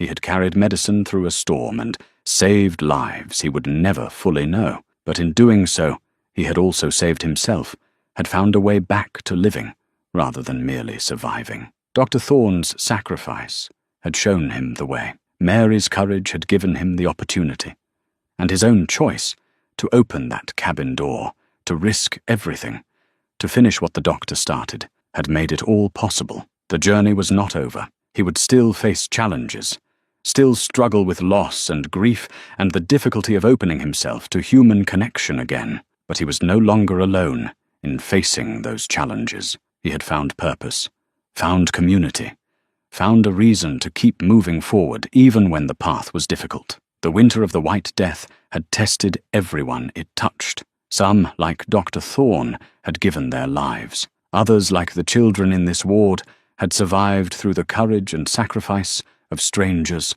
and a few, like Jericho himself, had discovered that sometimes the deadliest storms led to unexpected redemptions, that sometimes the hardest journeys brought you exactly where you needed to be. He had opened his door to 3 freezing donkeys carrying medicine more precious than gold. In doing so, he had opened himself to possibilities he thought lost forever. Connection, purpose, hope, and the chance to make his remaining years count for something beyond mere survival. It was enough. It was more than enough. It was everything. Spring came slowly to the high country, as it always did. The snow melted grudgingly, revealing muddy ground and the first tentative shoots of new growth. The creeks ran high with snowmelt, and the meadows turned green almost overnight when the warm weather finally arrived. By late April, the mountains had transformed from white and grey to 1,000 shades of green and gold. Jericho Croft stood on the porch of the Silverton Medical Clinic, watching the sun rise over the eastern peaks. 6 months had passed since the winter of the White Death. 6 months since he had made the desperate journey that changed his life. The clinic's sign had been repainted, and now read, Silverton Medical Clinic, Mary Henderson, nurse practitioner, with, smaller letters below, Jericho Croft, assistant. The work had been harder than he expected, but more rewarding than he could have imagined. He had learned to manage medical supplies, to assist with basic treatments, to drive the wagon on house calls to remote homesteads. He had learned to calm frightened patients, to hold the hands of people in pain, to offer comfort when medicine alone was not enough. Most importantly, he had learned to be part of a community again, to let people into his life, to care about outcomes beyond his own survival. It was not always easy. Some days the clinic was overwhelming, filled with patients who needed more help than they could provide. Some nights he lay awake, worrying about people he had met that day, wondering if they would recover, if he had done enough to help. But those worries, that concern for others, they felt right in a way his isolated existence on the mountain never had. He was living again, truly living, not just marking time until death claimed him. Mary emerged from the clinic, 2 cups of coffee in her hands. She had grown into her role as the town's primary medical provider, gaining confidence with each patient she treated successfully. The town council had officially recognized her as a nurse practitioner, acknowledging her years of training under Dr. Thorne and her proven competence during the scarlet fever outbreak. "Morning," she said, handing him one of the cups. "I was thinking we should ride out to the Morrison place today. Sarah Morrison is due any day now, and she was having some complications last week. I want to check on her, make sure everything is progressing normally." "I'll have the wagon ready within the hour," Jericho replied. These daily consultations had become comfortable routines, their partnership settled into an easy rhythm of shared responsibility and mutual respect. They stood together in companionable silence, sipping their coffee and watching the town come to life. A woman walked past, leading a little girl by the hand. Sarah Whitmore and her mother, the child who had been so sick during the outbreak. Sarah waved at them enthusiastically, her face bright with health and happiness. She would be 8 years old in July, would start school in the fall, would grow up to have her own children someday, all because medicine had arrived in time. "I've been thinking about Aris a lot lately," Mary said quietly, "about what he would think of how things have turned out. The clinic is thriving. The children he died trying to save are all healthy. The town has a functioning medical practice that serves everyone who needs it. She paused, her eyes distant. I think he would be pleased. I think he would say we honored his sacrifice by continuing the work. I know he would be pleased, Jericho said with certainty. He loved you, and he loved this work. Seeing you carry it forward, seeing the lives you save, that's exactly the legacy he would have wanted. They finished their coffee and prepared for the day's work. Jericho hitched up the wagon while Mary gathered medical supplies.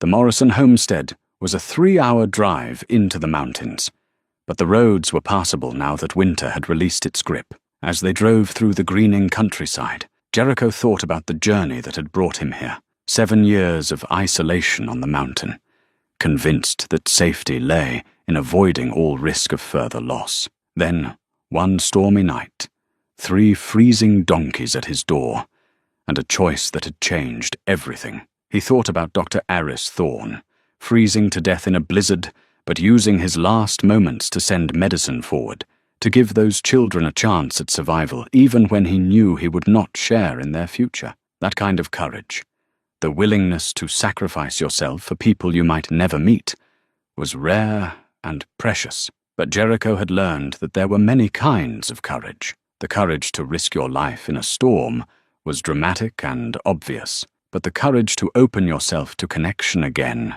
after loss, the courage to care about people when caring meant risking future pain, the courage to show up every day and do difficult work without guarantee of success. That courage was just as real and just as necessary. The 3 donkeys that had carried the medicine, they were stabled at Henderson's livery now, well cared for and occasionally used for clinic business. Jericho visited them often, bringing them treats and checking their health. They were a living connection to Dr. Thorne, a reminder of the chain of events that had brought him to this new life. The cabin on the mountain still stood, weathering the seasons, waiting in case he ever needed it again. But he had not returned since that final departure 6 months ago, and he had no plans to do so. That chapter of his life was complete. The healing he had sought through isolation had ultimately come through connection, through choosing to participate in life rather than hide from it. As they reached the Morrison homestead, Mary gathered her medical bag and Jericho carried the extra supplies. Sarah Morrison was indeed in early labor, and Mary's examination suggested a normal delivery, but one that might benefit from experienced help. They stayed through the afternoon and into the evening, and just after sunset, Sarah Morrison delivered a healthy baby boy. Holding that newborn, seeing the joy on the parents' faces, feeling the weight of new life in his hands, Jericho felt his own son's memory not as a wound, but as a blessing. His child's brief life had mattered. His wife's love had mattered. Their loss had shaped him, but it no longer defined him. He had carried medicine through the winter of the White Death and saved children he would never fully know. But more than that, he had saved himself. He had found a way to transform grief into purpose, isolation into connection, survival into a life worth living. The journey from his mountain cabin to this moment had been measured in miles and hardships, in choices made despite fear, in small acts of courage that added up to a transformed existence. Dr. Thorne had shown him what sacrifice looked like. The 3 donkeys had given him the opportunity to act, and his own decision, to open that cabin door, to risk everything, to finish what a dying man had started, had made every